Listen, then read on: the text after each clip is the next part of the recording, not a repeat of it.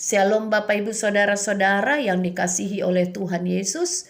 Selamat pagi, selamat bertemu kembali pada pagi hari ini dalam sebuah persekutuan yang indah. Sebelum kita mendengarkan firman Tuhan, mari Bapak Ibu Saudara-saudara kita terlebih dahulu berdoa. Bapa di surga, terima kasih Tuhan untuk pagi yang indah, pagi yang segar, cuaca yang baik yang boleh kami nikmati pagi hari ini. Terima kasih Bapa untuk nafas kehidupan yang juga Tuhan masih berikan kepada kami. Ya Bapa, kami juga akan mendengarkan firman-Mu. Biarlah Roh Kudus Tuhan memberkati hati dan pikiran kami agar firman Tuhan boleh menjadi rema bagi kami.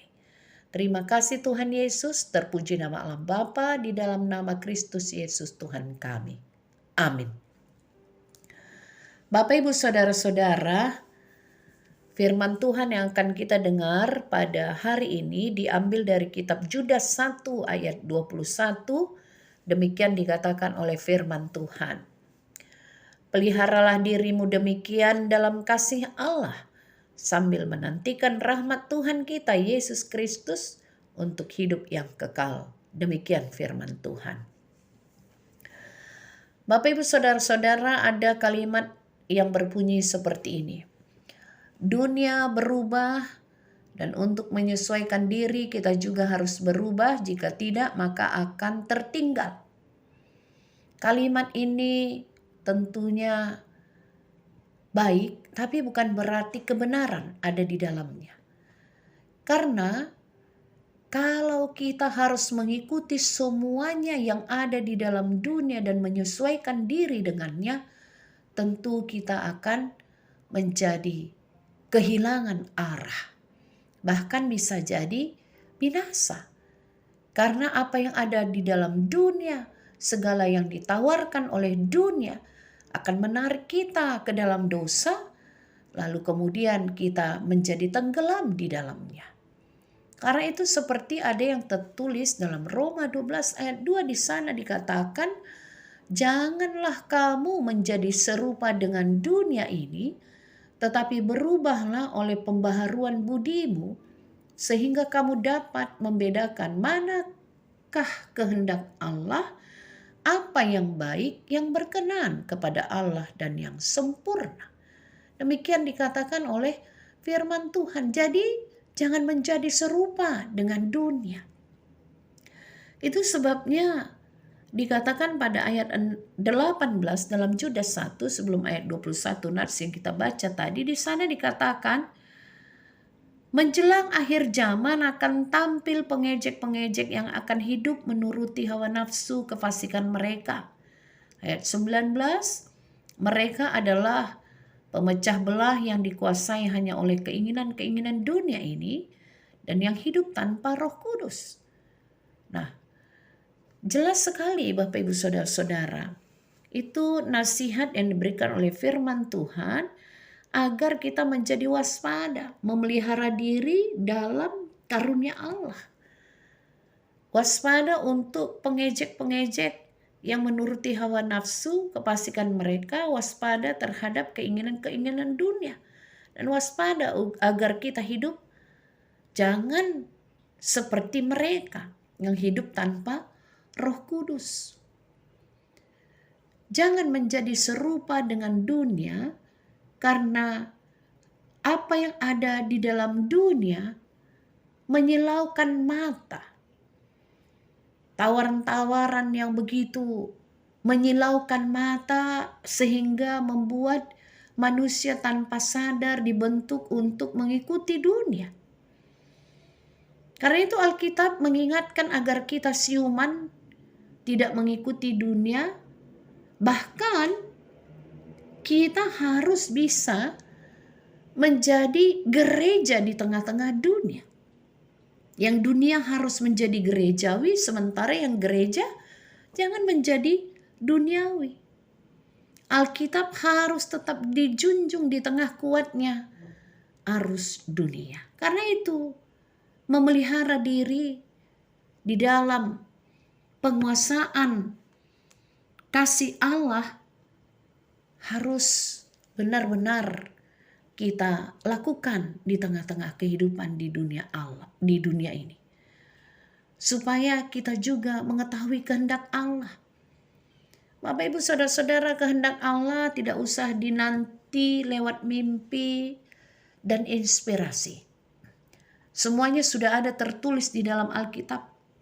Semakin banyak membaca Alkitab, semakin kita mengetahui kehendak Allah dalam hidup di tengah dunia yang berubah.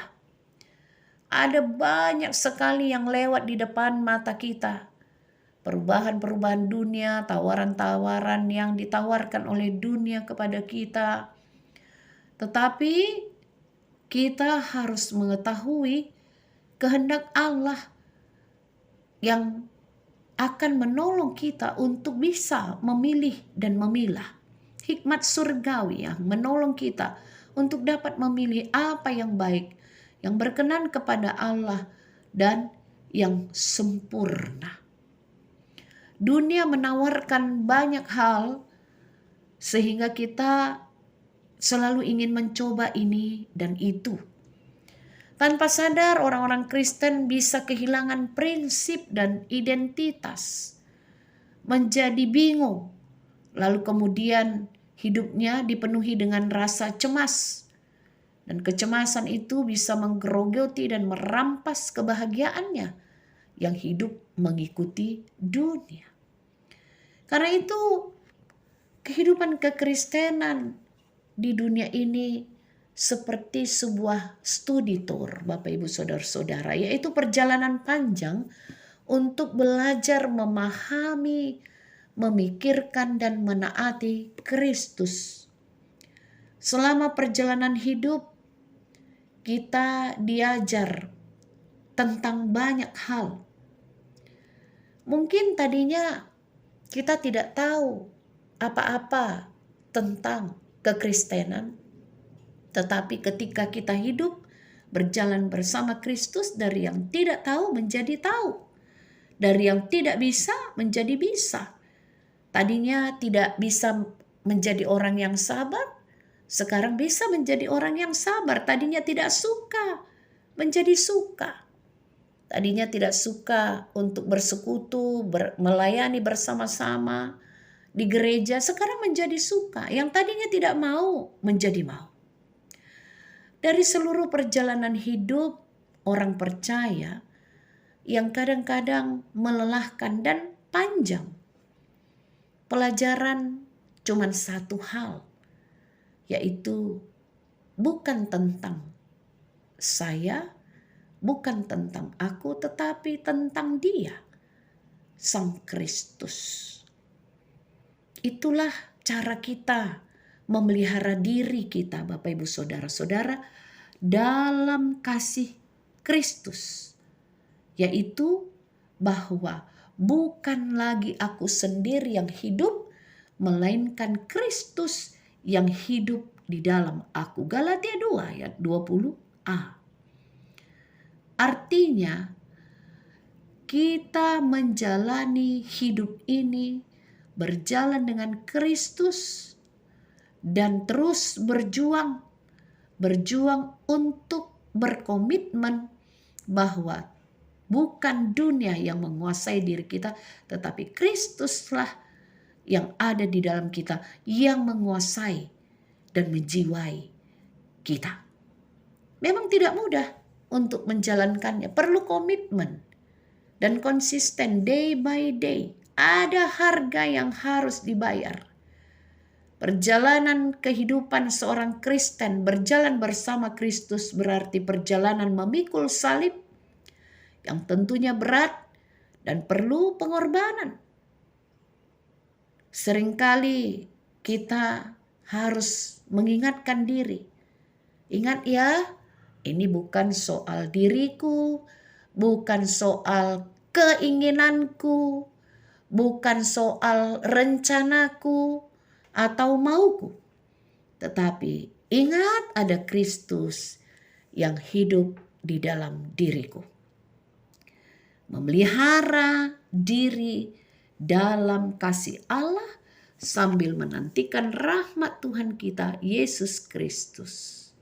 untuk hidup yang kekal. Kasih karunia Tuhan memampukan dan menguatkan kita sehingga ketika perjalanan panjang di dunia ini selesai, kita mendapatkan tempat di dalam kerajaan Allah dan hidup yang kekal. Saat kita mengikuti dunia, semuanya menjadi serba salah, Bapak Ibu Saudara-saudara.